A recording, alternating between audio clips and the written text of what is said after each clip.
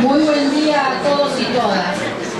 En nombre de ATE, Agrupación Verde y Blanca de Rosario, les agradecemos su presencia aquí, en esta actividad tan especial. En este nuevo contexto neoliberal que vuelve a atentar contra los países emergentes y la patria grande, nos convoca la responsabilidad histórica de generar espacios de encuentro entre las organizaciones sociales y los trabajadores, donde los sindicatos, movimientos sociales y barriales, las economías populares y las agrupaciones políticas podamos analizar y reflexionar sobre la realidad actual, tomando la experiencia e ideas que desarrollan nuestros invitados. Este encuentro forma parte de un ciclo de conferencias organizadas por ATE sobre el trabajo y organizaciones sociales en el neoliberalismo, desarrollada en ATE Capital, en Santa Fe, conjuntamente con la CTA, CGT, ADUL, APUL y Universidad Nacional del Litoral. En nuestra ciudad, con la gentileza de la Asociación de Empleados de Comercio, que nos abre sus puertas, y junto a la Universidad Nacional de Rosario. Con gran honor presentamos y damos la bienvenida a tres grandes referentes que hoy tenemos el agrado de poder escuchar. Estamos hablando de los compañeros Frei Beto, máximo exponente de la teología de la liberación,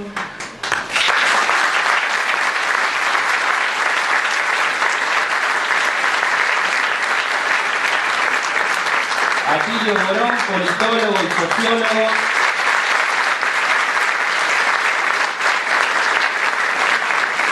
y a nuestro compañero, secretario general del Consejo Directivo Provincial de ATE, Jorge Hoffman.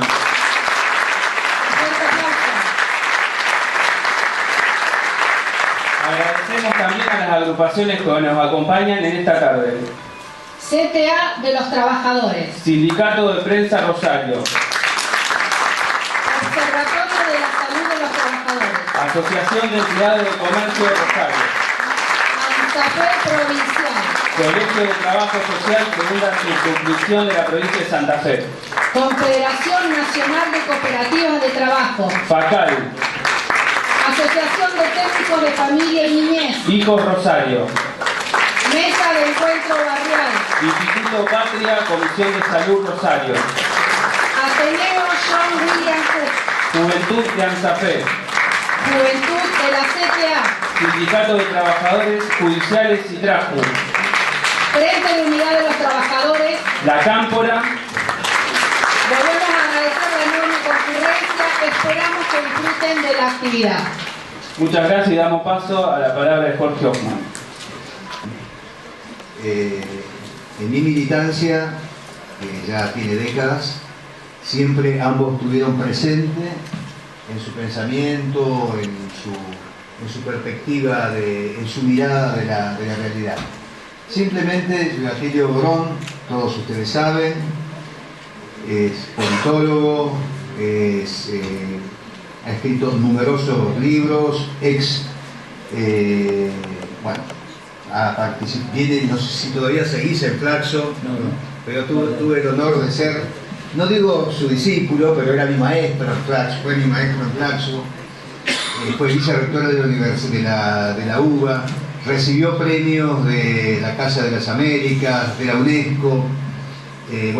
Por otro lado, Beto, sabemos, fue uno de los inspiradores de la teología de la liberación en los 70, preso político, un activista de las organizaciones revolucionarias de Brasil de ese entonces, ha escrito más de 6 docenas de libros, y ambos, fue uno de los asesores, de los mentores del plan de Hambre Cero en los primeros 2 años de gobierno de Lula. Entonces, hoy comentaba y decía que ambos intelectuales que salen de la academia, no dejan la academia, pero salen de la academia dándole un verdadero sentido a su pensamiento, que es un pensamiento comprometido con la realidad y es un pensamiento lleno de utopías, y las utopías se pueden concretar solo en el terreno de la sociedad.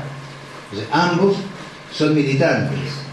¿Y cuál es una de las grandes diferencias que tenemos nosotros, que nos ubicamos en el espacio de los movimientos populares, de los movimientos sociales, de la izquierda, con el ideario o con la metodología, la forma en que construye política la derecha? Nosotros hoy, militantes, activistas, estamos acá, tenemos la posibilidad de escuchar, de interactuar con estos intelectuales que están ubicados en el mayor nivel de lo que es el pensamiento en América Latina. Estos intelectuales que en distintas instancias han tenido, tienen relaciones con los grandes líderes de Latinoamérica.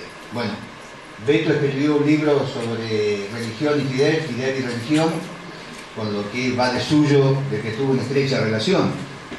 Bueno, estuvo 2 años trabajando con Lula, ha sido invitado especial de Correa en numerosas oportunidades. Lo mismo Atilio. Os cuento que nosotros le hicimos un homenaje a Evo el año pasado en nuestro congreso y nos olvidamos de darle a Atilio, me acordé también, nuestra memoria para que se la dé a Evo, porque estaba apurado, porque perdía el avión, porque tenía que verlo a Evo al día siguiente en Bolivia. Digo con esto la cercanía que nosotros tenemos con nuestros intelectuales, con nuestros líderes. Esto pone de manifiesto que tenemos otra mirada de la política, una mirada de cercanía del uno del otro. Y esa cercanía no solo entre militantes y nuestro pueblo o entre militantes, sino entre nuestros intelectuales y entre nuestros líderes.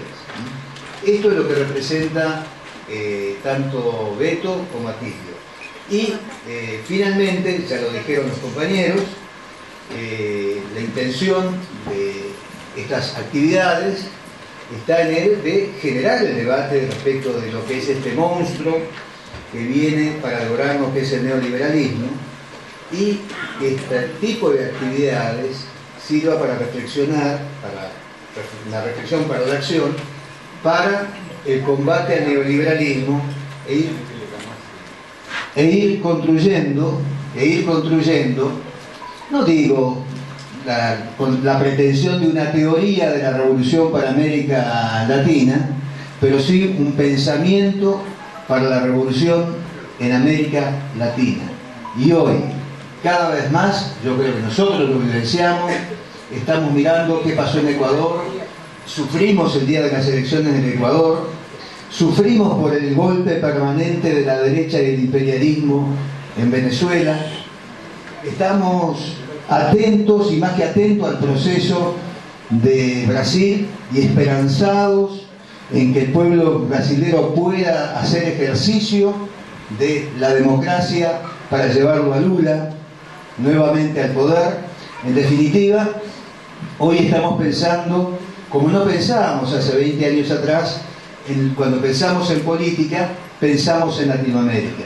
Nosotros también tenemos un fuerte compromiso en octubre, pero ese compromiso de octubre está estrechamente ligado a lo que pasa en toda nuestra región. Por eso Beto y Atilio hoy tienen como intelectuales no de Brasil, no de la Argentina, sino como intelectuales de esta patria grande que es América Latina. Bueno, muchísimas gracias.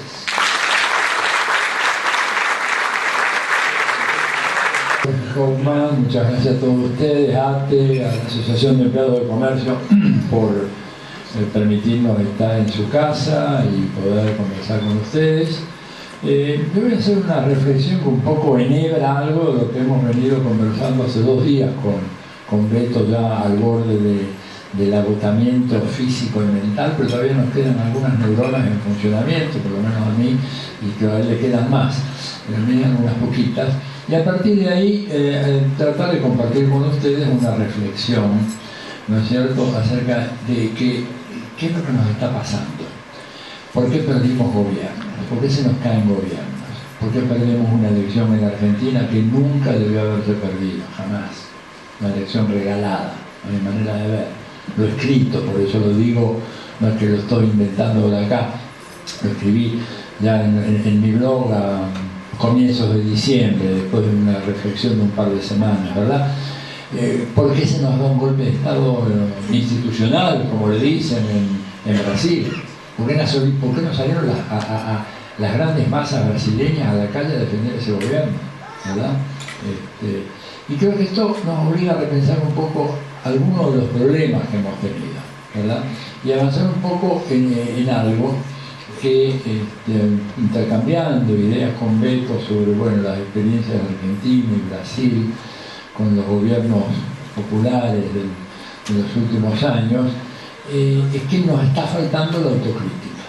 O sea, nos está faltando hacer una reflexión seria de qué fue lo que pasó, por qué fue que se perdió en un caso en las elecciones, por qué fue que no hubo una respuesta activa, dinámica, de esos 40 millones de brasileños que fueron sacados de la miseria gracias a Lula. Es decir, ¿qué pasó con esa gente? Y yo creo que una clave para pensar esto, que parece a mí es un tema fundamental, porque yo quiero dejar muy claro mi acuerdo, ¿verdad?, con varios de los escritos de Álvaro García Linera, que es un pensador fenomenal, ¿no es cierto? Cuando él dice que a veces nota en Bolivia y en otros países de América Latina que nosotros nos lamentamos por las cosas que hace la derecha. Y por favor, la derecha hace muy bien sus cosas, por eso está ganando, por eso ha dominado. Y no podemos pedirle que sean torpes, o no podemos pedirles de que hagan cosas que contraríen sus intereses. La derecha hace su juego, que monopoliza los medios de comunicación, es obvio. Fíjense que hay un dato fundamental.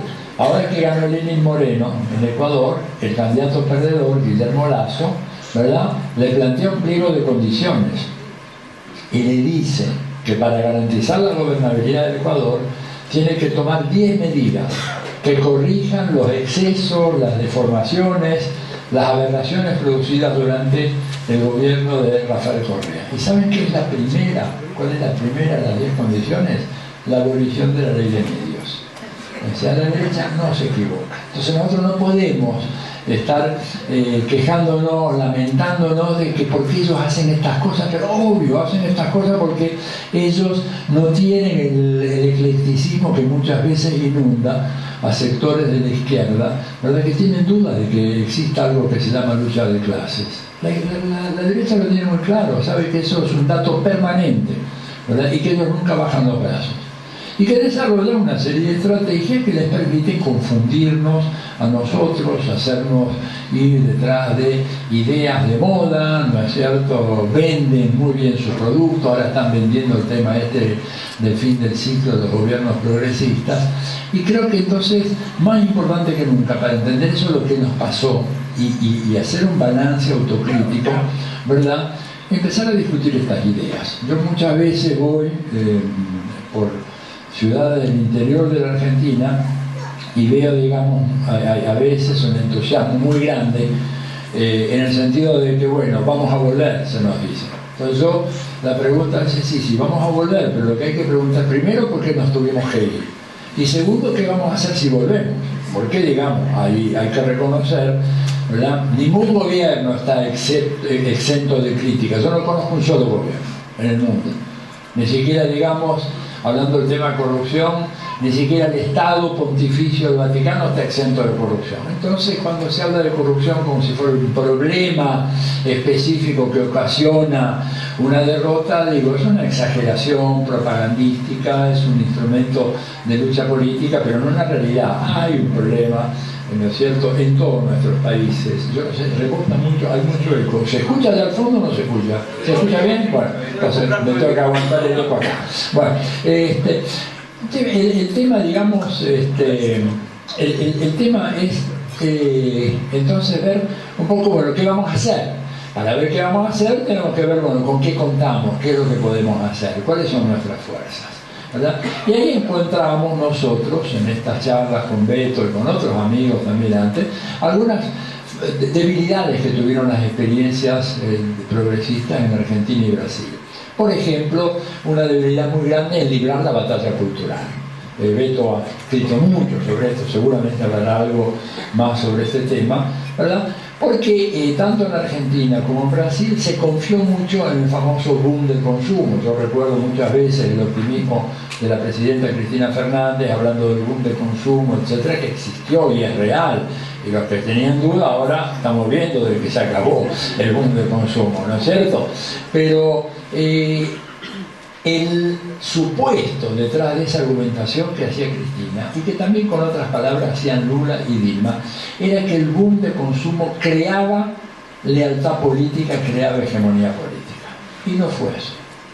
El boom de consumo, ¿verdad?, lo que hizo fue hacer posible que sectores populares, postergados, hundidos, muchos de ellos en la miseria, fueran sacados de esa situación de inhumanidad producto de estos gobiernos. Por esto no los convirtió automáticamente en partidarios de esos gobiernos. Y yo voy a compartir con ustedes una experiencia que no es ni de Argentina ni de Brasil, pero se parece a algo, es un caso más extremo, que pude constatar yo directamente, por ejemplo, en Venezuela. Yo, cuando poco después de la muerte del comandante Chávez, ustedes recuerdan, se tuvo que llamar a elecciones y hubo una elección muy reñida entre Nicolás Maduro y Enrique Capriles. Con algunos amigos venezolanos, yo fui en las semanas previas a la elección e iba un poco a recorrer los actos. Allá en Venezuela la tradición no es grandes actos multitudinarios, salvo algunos especiales que convoca, por ejemplo, Maduro ahora o Chávez en su momento, pero los actos de campaña son actos más chicos, actos de 10, 15 mil personas, básicamente en entornos barriales. Entonces íbamos para ahí y por supuesto íbamos a los dos actos, a seguir a Maduro y a seguir a Capriles. No les puedo contar la cantidad de veces que en los actos de Capriles aparecían gentes con la camiseta, la franela, como le dicen en Venezuela, la franela chavista, bien rojita, el gorro chavista, la efigie del botón de Chávez acá, y todo, digamos, y entonces nosotros nos acercábamos, sobre todo yo, los venezolanos que ya conocían mejor el español, no hacían nada, pero yo me acercaba, aprovechando mi acento extranjero, digo, bueno, si digo algo raro van a pensar, bueno, este tonto no sabe dónde está parado. Me decía, ¿qué tal? Buenas tardes, mire, soy un periodista argentino, usted viene al acto de Capriles porque no se equivocó de acto, porque lo veo con todo el atuendo propio de Chávez. Dice, no, yo estoy acá por Capriles. Y digo, pero entonces, ¿por qué estás con la franela chavista, el gorro chavista, el botón de Chávez, todo? Me dice, es que todo, ¿ves ese complejo habitacional que está ahí? Sí, muy lindo. Es una de las casas que construyó el comandante. Y yo pude acceder a esa casa, las conozco a las casas, yo agrego, muy bonitas, los departamentos son de 72 o 96 metros, totalmente amueblados, se lo entregan a la gente y lo que paga es el 10% de su sueldo, punto, nada más que eso, ¿vale? Bueno, y al cabo de un tiempo le dan el título de propiedad. Yo vivo una de esas, digo, ¿y quién te la dio? Chávez. Bueno, entonces, ¿qué haces en este acto? Dice, bueno, pero que gracias al comandante yo ya no soy más pobre, ahora soy clase media. Y a mí, y el que defiende la clase media ahora es Capriles.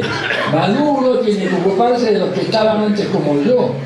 Y entonces yo no puedo ir a apoyar a Maduro. Tengo que defender esto que gracias a Dios y al cielo y a la Virgen de Coromoto, que se llama ya la Virgen Protectora de Venezuela, yo tengo mi casa, mi casita, y quien me la va a cuidar es Capriles. Eso se llama, Fidel lo dijo, la victoria cultural del neoliberalismo. Una fenomenal victoria, yo chapó, digo, qué bien que lo hicieron. Qué bien que lo hicieron, cómo nosotros no podemos hacer algo parecido, ¿verdad? Porque fueron inculcando a través de los medios de comunicación de masa, a través de infinidad de mecanismos de difusión y de diseminación de ideologías, estas ideas completamente incorrectas, porque ese tipo, si llega a ganar Capriles o llega a caerse a Maduro, de esa casa lo van a sacar de las pestañas, le van a dar un puntapié, lo mandan otra vez al cerro, al rancho. Pero él no cree eso. Y yo digo, y acá no pasó algo parecido, no exactamente igual. Yo le digo, experiencias en el conurbano profundo, ¿verdad?, de la ciudad de Buenos Aires. Gente que, dando charlas, así con asociaciones vecinales, a veces grupos de la Universidad de Florencio Varela, que está en una zona muy pobre en el sur del Gran Buenos Aires. y doy la charla y me quedo entonces y voy con los vecinos a la villa ahí a hablar, y la gente víspera de las elecciones diciéndome, no, dice, vamos a votar por Macri. Digo, ¿qué crees? ¿Cómo? ¿Y vos? No, sí, yo tengo la asignación, tengo esto, tengo otro, la vacuna, los chicos. ¿Y por qué por Macri?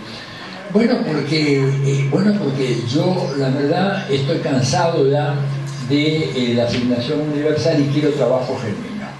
Y quiero trabajo genuino, pero para que haya trabajo genuino tiene que haber confianza de los inversores, y los inversores confían en Macri. Y los inversores van... esto es una cita textual de lo que me dijeron, es un ejercicio de antropólogo, de tomar nota de esa cita, ¿no es cierto? Me dijo, entonces, no me dijo, me dijeron, Macri va a traernos trabajo genuino, esto está muy bien, pero fue por un momentito. Ahora queremos que venga el trabajo genuino, ¿verdad? Y por eso votamos por Macri. Gente que había salido de la pobreza extrema gracias a las políticas sociales del kirchnerismo. ¿Cuál fue el error? Bueno, pensar de que con la expansión del consumo, con el empoderamiento popular, sin eso que Beto llama la realfabetización política, se iba a conseguir la adhesión permanente de esos sectores. Y las perdimos. Y entonces tenemos que pensar, bueno, ¿cómo vamos a enmendar ese error? ¿Cómo vamos a librar esa batalla? ¿Cómo vamos a hacer que esto no vuelva a ocurrir? ¿Cómo vamos a hacer para que podamos educar políticamente a estas poblaciones? Claro, ahí tenemos grandes problemas. Primero, clarificarnos nosotros mismos cuál va a ser el mensaje que vamos a dar. Si decimos que vamos a volver, bueno, que vamos a volver a hacer qué, ¿no es cierto? Digo, porque hubo muchos aciertos, pero hubo muchos errores, ¿verdad? Errores que se pagaron muy gravemente, errores en materia, se subestimó la inflación, por ejemplo, que es un cáncer que tiene la Argentina permanente, aparece periódicamente, y se pensó ingenuamente que interviniendo el INDEC se acababa la inflación. La gente no es tonta, sufrió eso, y la inflación golpea mucho al bolsillo popular. Se actuó tercamente en materia de reforma tributaria, había que acabar con ese impuesto a las ganancias y gravar, ¿no es cierto?, porque era un impuesto que golpeaba fundamentalmente a la base social del kirchnerismo. Los más afectados eran precisamente esas capas medias, o esos sectores mejor remunerados de la clase obrera, de los trabajadores, que estaban ahí ganando y que de repente les pegaban un sablazo por el lado de ganancias, que es un impuesto profundamente injusto, sobre todo en un país como este, donde las grandes ganancias no pagan ganancias. Entonces digo, había que hacer algo al respecto, ¿no es cierto? O evitar que en un país que durante años, casi una década, exportaba más o menos 65 o 70 mil millones de dólares al año, esos dólares entrasen al país, pero pasando primero por el bolsillo de los oligopolios exportadores. Cuando nosotros sabemos, y acá estoy viendo famoso programa de Huerta Grande, ¿no es cierto?, la nacionalización del comercio exterior. Digo, algo que hacen los neozelandeses.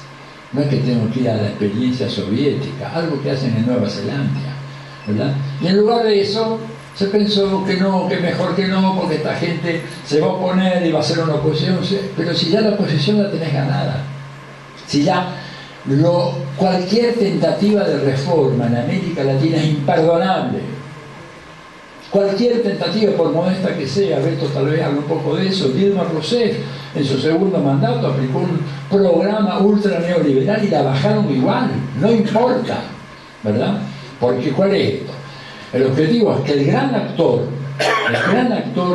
de la política latinoamericana, que es Washington, de lejos, el gran actor, el que cuenta, el resto son figuras locales. Pero el que mueve los hilos es Washington, no dicho por mí. Le digo lo que me dijo en la cara hace ya casi 20 años exactamente, en la ciudad de Nueva York, en Colombia, uno de los más grandes estrategas que tuvo Estados Unidos, acaba de morir hace poco, Zbigniew Brzezinski, ¿verdad? Fue consejero de Seguridad Nacional desde Carter, y desde el año 76 hasta el día que murió, el 26 de mayo, ¿verdad?, fue una voz escuchada por todos los gobiernos que estuvieron en Washington. Y él, en una presentación que hizo de un libro muy famoso, que se llama El Gran Tablero Mundial, los que les interesa esta problemática geopolítica pueden adquirirlo. Acá en la Argentina hay una edición. El hombre hace la presentación del libro con un prolijo examen de todos los continentes y subcontinentes. Empieza por Europa, después se va hacia el este y toma, ya Rusia, que se había derrumbado, porque había derrumbado la Unión Soviética, Extremo Oriente, vuelve por Asia Central, el Índico, Australia y Oceanía, después sube, agarra África, etc. y termina la presentación. Yo estaba en el público como ustedes, muy sorprendido, con un par de colegas más, y nos animamos a preguntarle si no se había olvidado de algo. Y digo, ¿por qué no dijo usted nada de América Latina, profesor? Y la verdad, hizo una exposición tan detallada. Entonces él nos dijo, un hombre muy soberbio, muy arrogante, nos dijo, bueno, yo corrijo por el acento con el cual ustedes hablan, que no son de aquí. No era tanto el acento tan raro, no éramos tan perros hablando inglés, hablábamos bastante bien los tres, ¿verdad? Pero se dio cuenta que no era nuestra lengua nativa. Sí, le dijimos, no, somos de allá, somos del otro lado. Dice, bueno, ustedes tienen que entender. A ver, yo quiero que les quede claro, porque es muy importante las relaciones entre nosotros y los países del hemisferio occidental, que América Latina y el Caribe no son un problema de política exterior norteamericana. Son un problema de política doméstica.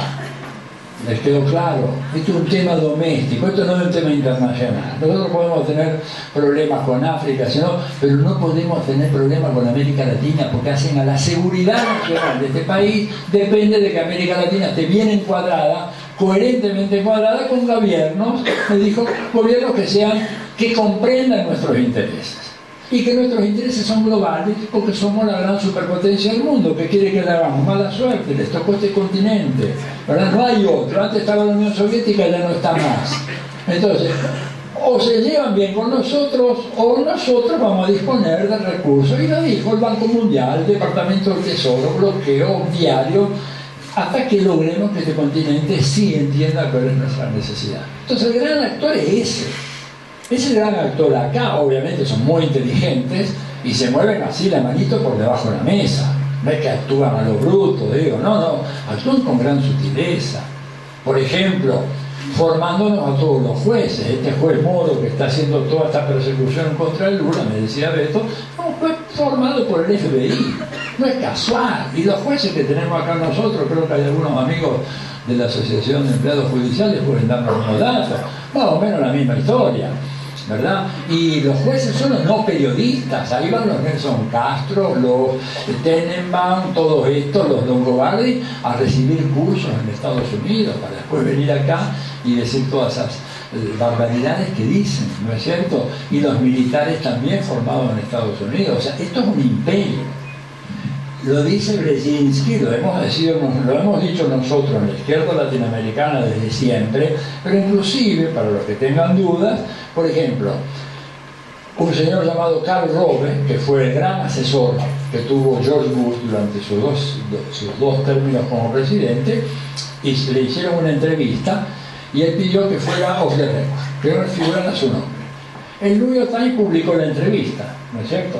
Y fue muy interesante la entrevista, las cosas que decía, porque una de las cosas fundamentales que dijo, ante la pregunta del periodista, en donde le decía, bueno, pero ustedes no están ahí imaginando cosas que no existen en la realidad, está con todo este tema de las armas de destrucción masiva en Irak, y los inspectores dicen que no hay. ¿Y saben cuál fue la respuesta de este principal asesor, ¿no es cierto?, de Bush, diciéndole, oiga, nosotros somos un imperio, nosotros creamos la realidad. Fin de la cita. Muchos años después se supo, ¿no es cierto?, que aquel que había sido entrevistado, y no lo desmintió nunca, era nada menos que el jefe del Consejo Nacional de Seguridad de Cuba. Nosotros somos un imperio, nosotros creamos la realidad. Cuando creamos la realidad, y voy terminando ahora, creamos la realidad de que Venezuela es un desastre absoluto, que se están matando. Y creamos otra realidad que nos presenta México como un país maravilloso, que podemos ir ahí hasta la Plaza Garibaldi a escuchar a los mariachis, a cantar Adelita, cuando en México en las últimas 2 semanas mataron 3 periodistas. No hay libertad de prensa en Venezuela, ¿verdad? Y no hay problemas con la prensa en México. Matan 3 periodistas. En Venezuela durante los 20 años, 18 años de chavismo no mataron un solo periodista. Pero hay problemas con la prensa en Venezuela. Una prensa amordazada, maniatada, perseguida. Mentirosos, pero mentirosos imperdonables. El problema lo tenemos en México.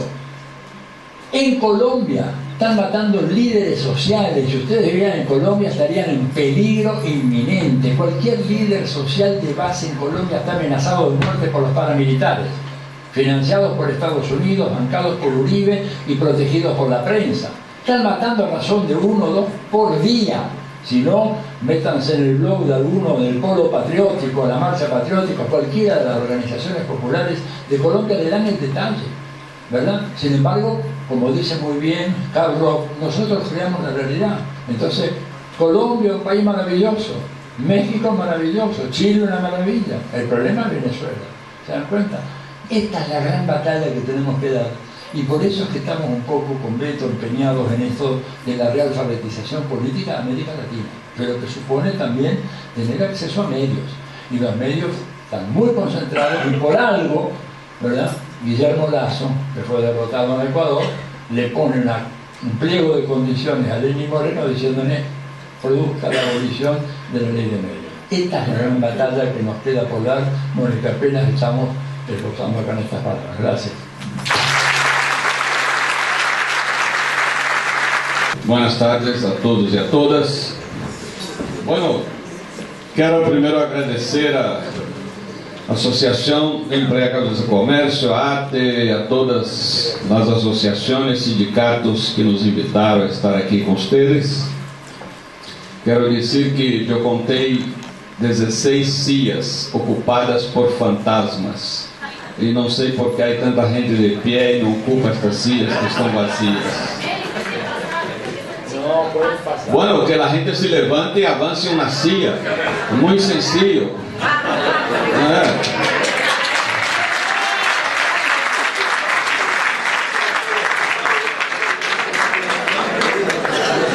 Hacer crítica ao neoliberalismo e ter a mesma postura aqui é uma contradição.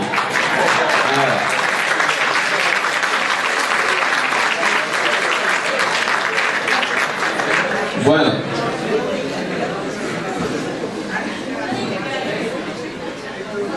Atílio falou do presente e eu vou falar do futuro. Por que vou falar do futuro? Não sou profeta, mas vou falar do futuro por uma razão muito sencilla. Quando eu entrei aqui esta manhã, Luiz, que é presidente aqui da associação, disse que a preocupação que há em esta casa é formar trabalhadores protagonistas políticos.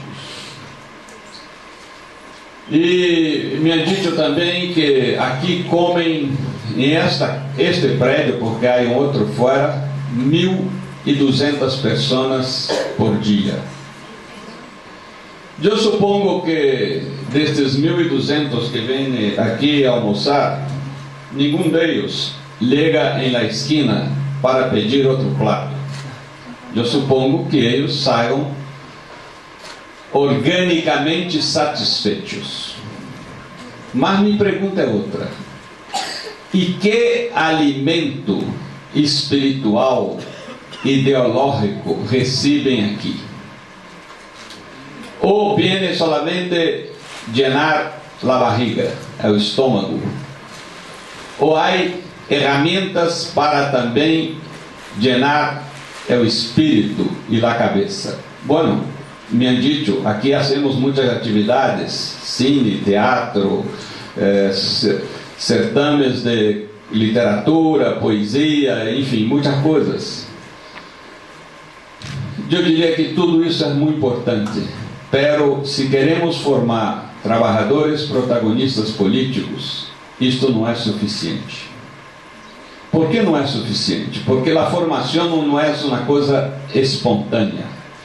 Como Atílio acaba de subrayar, é o poder que o inimigo tem de fazer nossa cabeça e nosso coração é demasiado grande. Por la televisão, por la rádio, por los periódicos, por las revistas, por la cultura, por los prejuízos, por las discriminações, por la maneira equivocada de mirar a religião, por tudo isso. É um massacre de domesticação ideológica, de lavagem cerebral 24 horas ao dia. Eu trabalhei muitos anos em um sindicato que era presidido por Lula, de metalúrgicos de ABC, aquela zona industrial de São Paulo. E aí chegamos à conclusão de que não basta esperar que os obreiros participem de huelgas, manifestações, protestas. Isso é bueno, isso é importante, pero isto é entusiasmo.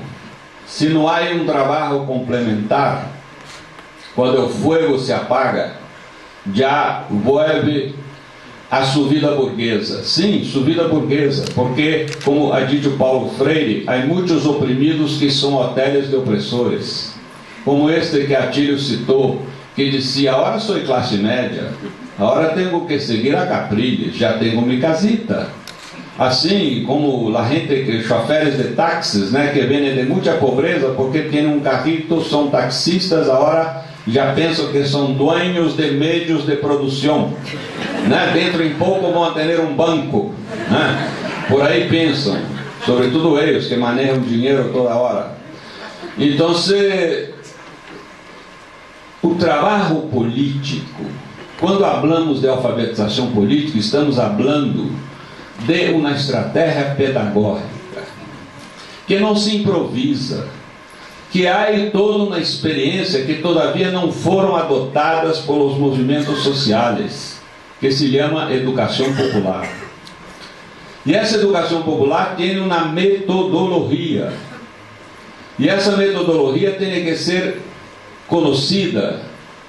Ao menos o que hicimos aí nesse sindicato foi formar com obreiros e não obreiros, alguns que veniam da universidade, mas estavam dispostos a trabalhar como educadores de obreiros, um equipo de educação popular. E um equipo de educação popular não é um grupito de gente que vai ensinar a los obreiros o que são os meios de produção, os modos de produção, que coisa é capitalismo, que coisa é neoliberalismo, que coisa é socialismo. Isto ha sido profundamente criticado por Paulo Freire como educação bancária, que a esquerda ha hecho muitíssimo e quebrou a cara. Por quê? Porque o socialismo fracassou em Europa, porque adotava esse sistema de educação bancária, ou seja, ponerem na cabeça de los educandos as noções que estão na cabeça do educador. Hablava o educador como estou falando aqui, e a gente escutava, apontava e já, bom, hoje aprendi uma coisa muito importante, que é plusvalia. Bueno, e agora sou de esquerda.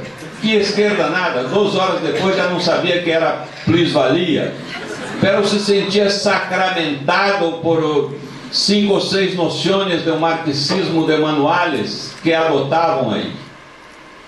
Isso é uma tragédia, porque a educação popular não é uma educação escolar, é uma educação que tem como ponto de partida a vida de los educandos. Então foi muito importante para nós outros fazer um grupito capacitado na metodologia da educação popular, capaz de selecionar todos aqueles metalúrgicos que frequentavam e circulavam por o sindicato, centenas todos os dias, porque iam buscar sua carteira de trabalho, consultar o médico, o dentista e outros serviços sociais do sindicato, hasta psicólogos. Pero se hizo uma seleção de entre 1000 ao menos 5% deles, que nós outros sentimos que são gente com capacidade de se transformar em militantes revolucionários, em militantes críticos, em militantes reprodutores da militância. E essa gente era invitada para o curso de educação popular. para o curso de alfabetização política, para o curso de formação político-ideológica.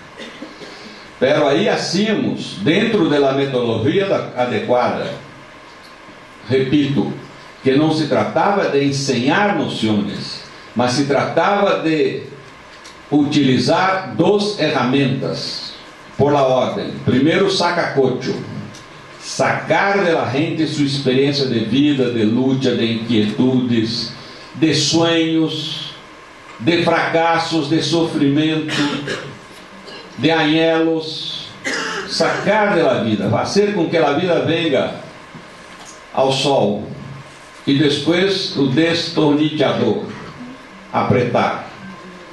Agora sim, que já conhecemos a realidade, vamos ajustar os pontos. Porque tu papá, que tinha uma terra em Nordeste, tuvo que migrar para São Paulo para vender, alquilar suas manos de obra em uma fábrica. Porque tu filho, quando tinha 2 meses, morreu de gastroenterite e não foi suficientemente atendido em um hospital. Porque você até hoje que trabalha tanto em las montadoras de carros, em la Volkswagen, la Ford, que são todas indústrias que há em esta zona, sequer pode comprar uma bicicleta para mover-se. E com tantos porque íamos levantando a situação da gente, e a gente, desde sua experiência de vida, iba chegando ao dibujo de la sociedade de classe em que vivimos. É como esta luz. Miramos esta luz, estamos agradecidos que aqui há uma luz, não estamos no escuro, pero solamente uma pessoa aqui pode mirar essa luz com olhos diferentes. Esta pessoa que tem uma formação de eletricista, ele sabe o que está por detrás de cada lâmpada desta. Ele sabe como esta luz chega aqui a nós outros. Ele sabe todo o que passa por detrás da iluminação. E é isso consciência política. Saber o que passa por detrás dos meios de comunicação, do sistema bancário, das escolas públicas e privadas, saber o que está por trás dos partidos políticos, do poder, saber o que está por trás, incluso dos vícios da esquerda, para que não mais cometamos os erros que han sido cometidos por nossos antecessores ou por nós outros mesmos, e que tenhamos direito de, no futuro, cometer nossos próprios erros, pero não repetir os do passado. Então, esse trabalho de formação, de alfabetização política, é um trabalho que exige sistematização metodológica, não se improvisa. Você pode passar aqui uma película maravilhosa como Rocco e seus irmãos, e a gente vai sair muito animada. Mira, vamos fazer uma manifestação agora na calle, vamos protestar contra quê? Não sei, qualquer coisa, como Chaplin, que saiu aí, estava caminhando na calle, vindo numa manifestação, ele se pôs de líder, não sabia porquê, né? Essa é uma crítica desse tipo de esquerda que muitas vezes formamos, que a gente grita consignas e todo, mas não sabe o que está por trás desta luz. Como está, né, o sistema de hilos que permite que haja uma promoção que nos permite mirar melhor a realidade. Então, eu penso que temos que nos perguntar: o que hace uma pessoa protagonista político? Há muitas motivações. Há uma, lamentavelmente, muito comum, pero excessivamente nociva: ganas de poder. Então, se tem ganas de poder, descobre que em seu sindicato os líderes que aí estão vivem bem, não tem que marcar hora para entrar ao trabalho e sair, E tem um aí que tem 10 anos que está em lo mesmo, outro tem 20. Bueno, eu vou estar em isto, né? Eu, por exemplo, viajando 33 anos por países socialistas, encontrei um montão de dirigentes comunistas, todos amarillos, um montão. Gente que em o capitalismo estaria totalmente a favor do capitalismo, mas estava aí porque era sua maneira de ter poder, né? E sempre digo que o ser humano tem 5 grandes tentações. A primeira é o poder, a segunda é o poder, a terceira é o poder, a quarta é o dinheiro e a quinta é o sexo. São as 5 grandes tentações. Incluso há um ditado em Espanha que me gusta muito: quer conhecer a Juanito, dá-lhe um carguito, né? Qualquer carguito. Pode ser diretora da escola, gerente da agência bancária, guardia da esquina, qualquer carguito. A pessoa é muito normal quando não tem nenhum carguito.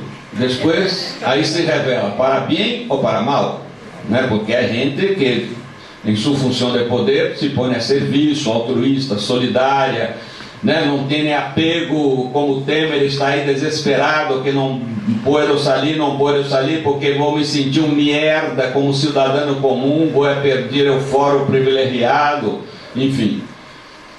E há gente que é muito, que sabe fazer do poder uma forma de serviço a los demás e não tem nenhuma preocupação de estar pegado ao poder. E a pessoa mais exemplar que conheci em toda a minha vida hasta hoje nasceu em esta cidade. É o São Francisco de la política, chamado Ernesto Che Guevara.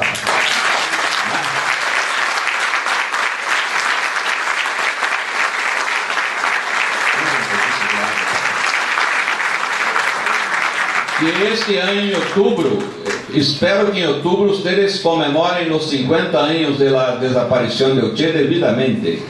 Espero, não se olvidem que este ano, 50 anos, o Che estava em paz com sua consciência, com seus princípios e com sua vida, porque saiu por América Latina cuidando da gente mais pobre e enferma. Pero o acaso levou que ingressasse em la Revolução Cubana. Foi a atender a Raul Castro, estava trabalhando em um hospital público da Cidade de México.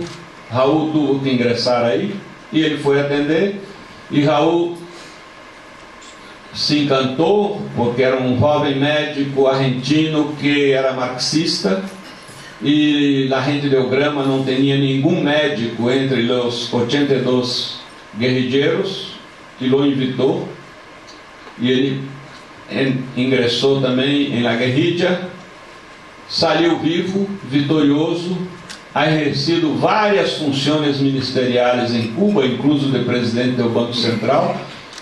Hoje, como Calica, com quem almocei antes de ir em Buenos Aires, podia estar aí tranquilo em Cuba como ministro, ajudando a Raul. Não.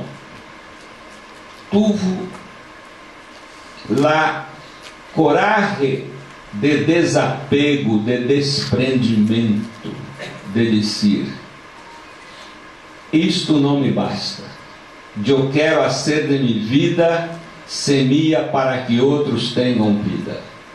E abandonou todas suas funções, toda sua visibilidade, toda sua fama, primeiro para meter-se em Congo, depois para meter-se na selva de Bolívia. Morreu temprano, com 37 anos, pero morreu feliz. E por que feliz? Porque o que é o erro de nossa felicidade é o sentido que imprimimos a nossas vidas. É isso que hace uma pessoa feliz. O sentido que imprime a sua vida, mesmo que sua vida passe por os maiores dolores e sofrimentos, essa pessoa não deixa de ser feliz. E o Che se sentiu mais feliz em las adversidades de Bolívia do que em los salones ministeriais de La Habana, seguramente, porque isso estava dentro dele, dedicar-se a los demás, seguir luchando, seguir plantando a semilla da liberação. Pero o Che não chegou a isso por entusiasmo. Entusiasmo é o primeiro impulso, pero depois teve uma formação, e esse ponto ha ajudado também a formação de los cubanos. E não somente o Che ensinou aos cubanos a fazer pizza, né? Porque os cubanos dizem isso aqui, não havia pizza antes, é o Che que introduziu aqui esta comida, mas ensinou também a gente a saber articular su anhelo de uma luta de liberação com uma luta de construção do socialismo. Vocês se recordam que Fidel foi recebido em la Quinta Avenida de Nova York depois da vitória da Revolução. Estou falando para aqueles aqui que já passaram da Idade Média, né? Porque os jovens não podem recordar nada, né? A não ser que conheceram através da história. Mas aqueles que, como eu, têm os pelos brancos, pintados ou não, disfarçados ou não, né? Se recordam como Fidel foi recebido, porque foi uma luta de liberação, era uma luta anti-imperialista, que depois adquiriu um caráter socialista a partir da invasão de la Bahia de los Cochinos. Então, na Guerra Fria, Cuba teve que fazer uma opção: ou quedava bajo uma ameaça muito cerca, muito como hasta hoje, né, dos Estados Unidos, ou se acercava da União Soviética para manter-se em esse ajedrez da Guerra Fria. Então, eu queria subrayar esse aspecto. Nós outros temos que cambiar as estruturas, temos que construir um futuro melhor, um outro mundo possível. Pero isso solamente se vai dar se há obreiros e obreiras para esta obra. E esses obreiros e obreiras se formam com uma metodologia pedagógica. Todas nossas instituições têm que buscar isso. Se há, entre tantos logros, um equívoco do governo Lula e Dilma em Brasil, foi abandonar as bases. Ou seja, o PT se encantou por o governo e já não valorava os núcleos de base, o trabalho de base. Sabe, aqueles antigos companheiros que conheciam obreiros, campesinos, militantes de base que depois se transformaram em altos funcionários ministeriais e já não queria que se chamasse de companheiro, que me chame de excelência. Alguns cambiaram de roupa, cambiaram de linguagem, cambiaram de mulher, cambiaram de status, e com muito medo de perder eleições e ter que buscar emprego de novo. Coisas sérias. Muita gente no PT cambiou um projeto de Brasil por um projeto de poder. Manter-se no poder passou a ser mais importante do que cambiar Brasil. E aí está a consequência. Temer é consequência da reforma política que o PT não hizo em 13 anos de governo. Porque se houvesse feito uma reforma política, não haveria este fenômeno de uma quadrilha de bandidos governando o Brasil hoje. E a impeachment de Dilma também é consequência desse descolamento, divorciamento do governo de sua base social. Como Atílio chamou a atenção, não houve suficiente mobilização social para defender a Dilma. Por quê? Porque o governo ha cometido o erro de transformar sindicatos, centrais sindicais, movimentos sociais em suas correias de transmissão, que passaram a representar o governo junto às bases, quando seu papel é representar as bases junto ao governo. Sempre, nenhum sindicato, nenhuma central, nenhuma associação puede mantener su autonomía, independencia y soberanía, identificando-se totalmente com a lógica de um governo. Uma vez, um obispo, um dirigente comunista me perguntou em Cuba, como seria bueno que a Igreja Católica aqui estivesse identificada com o governo. Eu digo, eu não queria nunca isso. Apesar de que eu sou uma pessoa solidária com a Revolução Cubana e por princípio socialista, eu jamais queria uma Igreja Católica identificada com o governo de Cuba. Por quê? Porque o papel da Igreja Católica está identificada com o pueblo. E se o pueblo está identificado com o governo, muito bem. Se não está, a igreja tem que seguir com o pueblo contra o governo. Esse é o tema.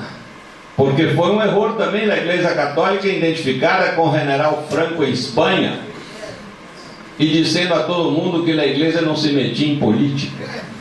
O pior é isso, a mentira, né? Flagrante. Lá, aqui na igreja não se mete em política. Claro, não há nenhuma instituição apolítica. E isso vale também para sindicatos, associações, todas as instituições. Identificar-se com o povo, sempre, em qualquer circunstância. E se esse governo está correspondendo aos anhelos do povo, felicitações. Se não está, é nosso inimigo. Mas esse é o princípio que temos que manter. Muitas graças.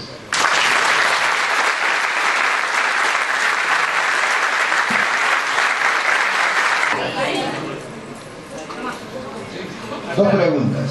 Una sola. Compañero. A todos, pero fundamentalmente al profesor Atilio Borón. Hace un par de años atrás compró un libro que lo escribió, adquirió el libro, se llamaba Atilio Borón. Y ahí mencionaba un libro que mencionaba sobre las 29 bases militares en Brasil. Lo adquirí ahí junto con una charla que usted había dado. Ahora resulta que están metiendo bases en la Argentina.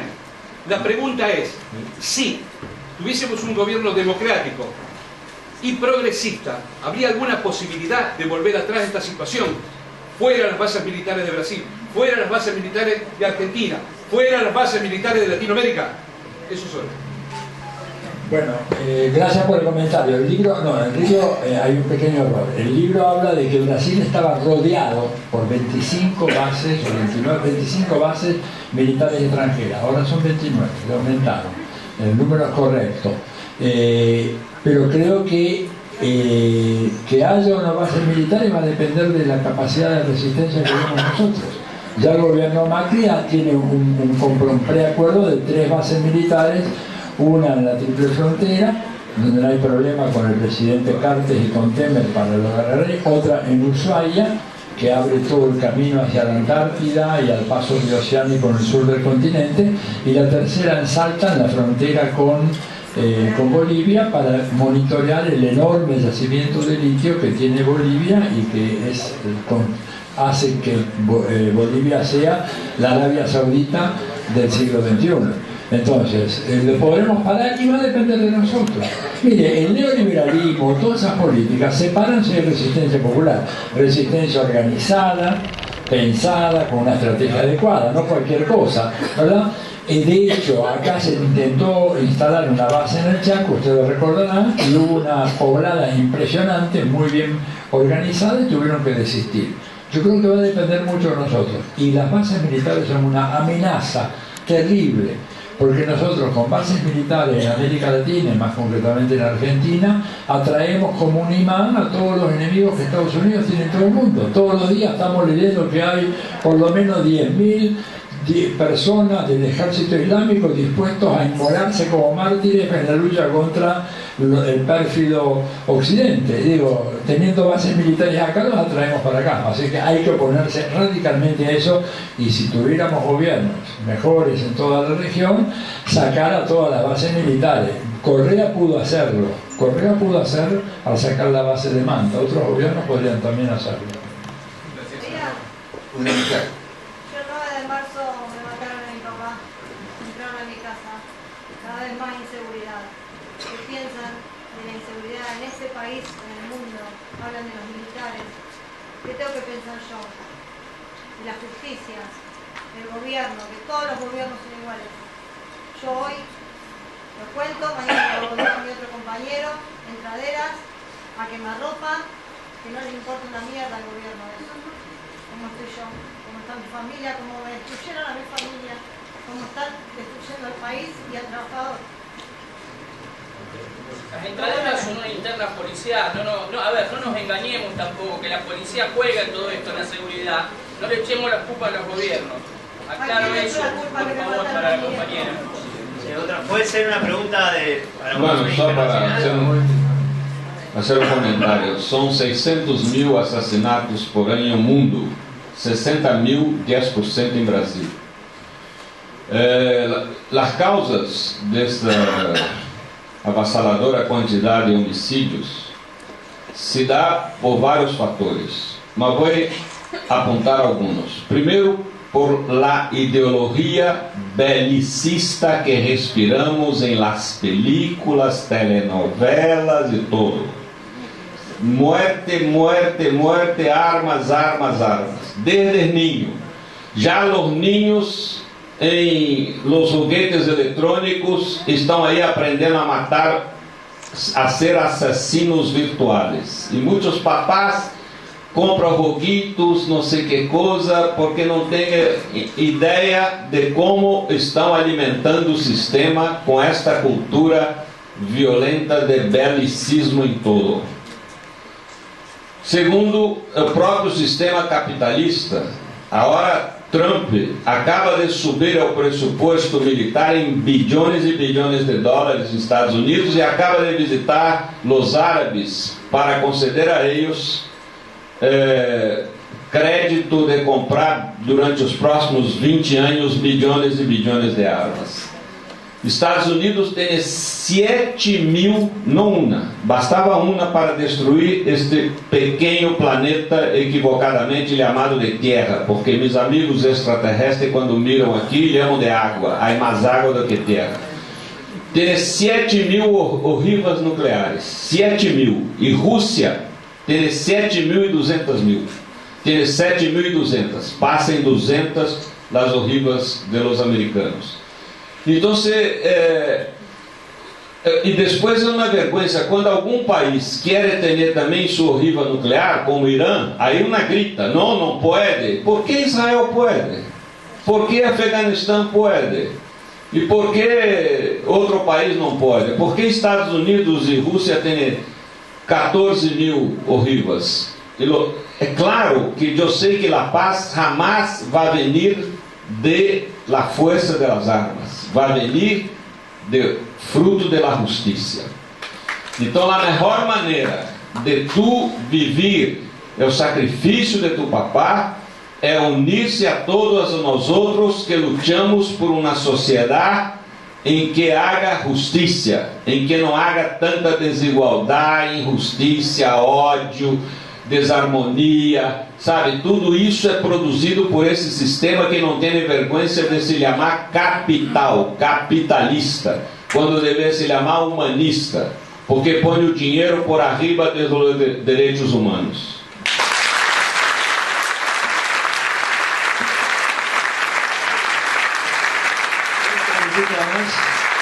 Y cerramos por esta otra actividad y en el medio tenemos que acompañar algunas entrevistas. A las 18 horas en el Zoom de la Facultad de Arquitectura en Riobamba y Beruti. Me aclara Beto de que no van a decir lo mismo o no van a hablar lo mismo que acá. Así que si quieren seguir escuchándolos, están todos invitados a las 18 en el Zoom de Arquitectura Riobamba y Beruti. Bueno, le damos las gracias a todos, estamos en el tiempo muy limitados y gracias por haber venido.